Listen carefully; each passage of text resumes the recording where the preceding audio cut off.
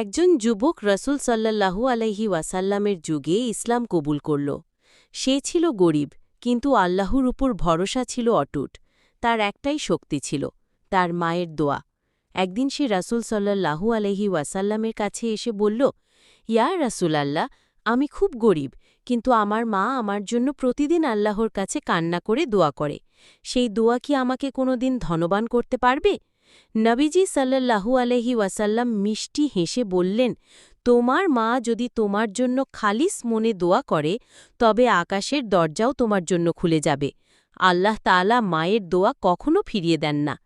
কয়েক মাস পর হঠাৎ সেই যুবক ব্যবসায় সফল হল। একদিন মদিনার বাজারে সে অনেক মালামাল নিয়ে এলো। সবাই অবাক হয়ে জিজ্ঞেস করল, তুমি তো একসময় কিচ্ছু ছিল না, আজ এত ধনসম্পদ কিভাবে? সে মুচকি হেসে বলল, আমার মায়ের দোয়া আমাকে আজ এই জায়গায় এনেছে।